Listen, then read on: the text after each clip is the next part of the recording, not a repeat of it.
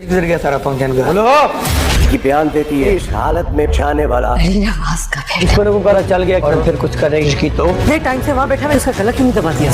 Hello friend, Ayman का वालिद अपनी बेटी पर होने वाले जुल्म के खिलाफ इन जालिमों को सजा दिलवाना चाहता है जिन्होंने इसे इस हाल तक पहुंचाया था। वो पुलिस स्टेशन जाकर होटल मालिकान के खिलाफ FIR दर्ज करवाते हैं तो पुलिस इंस्पेक्टर खान अपनी तफ्तीश का आगाज कर देता है, लेकिन वो भी पहले ऐमन के होश में आने का इंतजार करता है। दूसरी तरफ आफिया किसी भी सूरत में ये सारा मामला अली नवाज तक पहुँचने से पहले ही हल करना चाहती हैं और अब तक वो अली नवाज को गलत इंफॉर्मेशन पहुँचाती हैं। लेकिन अली नवाज को ये मामला कुछ सीधा नहीं लग रहा था कि उनके फंक्शन में आने वाली लड़की जख्मी हालत में समंदर के किनारे कैसे पहुंची।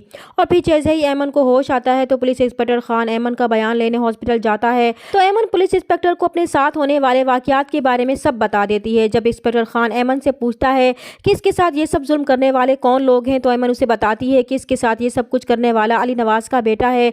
तो ये सुनकर इंस्पेक्टर खान ऐमन के घर वालों से कहेगा कि दुश्मन बहुत ज़्यादा ताकतवर है, वो फिर से इसे नुकसान पहुँचाने की कोशिश भी कर सकता है, इसलिए उन्हें बहुत ज़्यादा मोहतात रहने की ज़रूरत है क्योंकि जब इन्हें पता चलेगा कि ऐमन को होश आ चुका है तो वो लाजमी उसे फिर से मारने की कोशिश करेगा। और फिर इंस्पेक्टर खान ऐमन के बयान के मुताबिक इन्वेस्टिगेशन शुरू कर देगा। वो होटल में जाएगा और ऐमन की सहेलियों से मिलेगा और फिर वो अली नवाज के घर भी जाएगा। तो आफिया पुलिस को अपने घर पर देखकर बहुत ज़्यादा परेशान हो जाएंगी।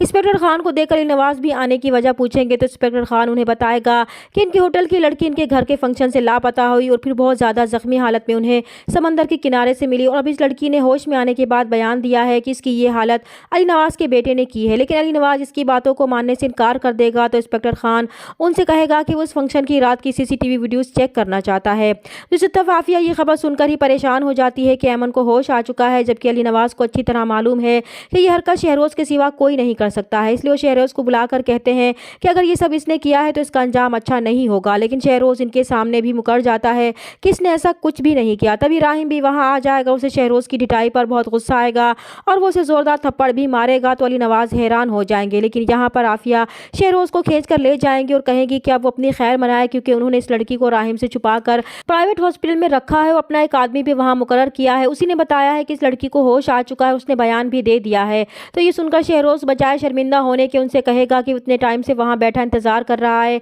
कि लड़की को होश कब आएगा, सीधे सीधा जाकर उसका गला क्यों नहीं दबा दिया उसने।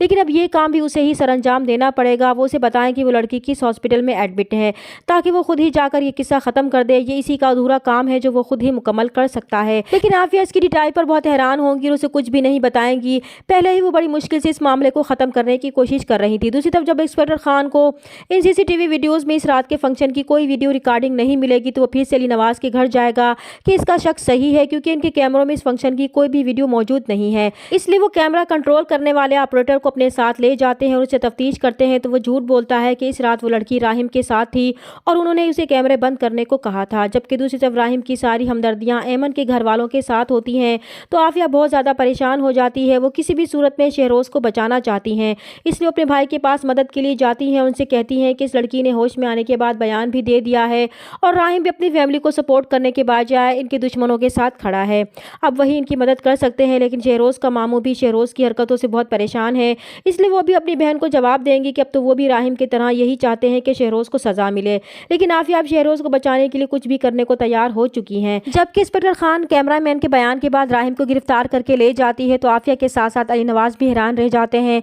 लेकिन आफिया सब कुछ जानते हुए भी खामोश रहती हैं क्योंकि इनका मकसद तो शहरोज को बचाना होता है। चैनल पर नए हैं तो प्लीज़ चैनल को सब्सक्राइब कर दें। मिलते हैं नेक्स्ट वीडियो में, तब तक के लिए अल्लाह हाफिज़।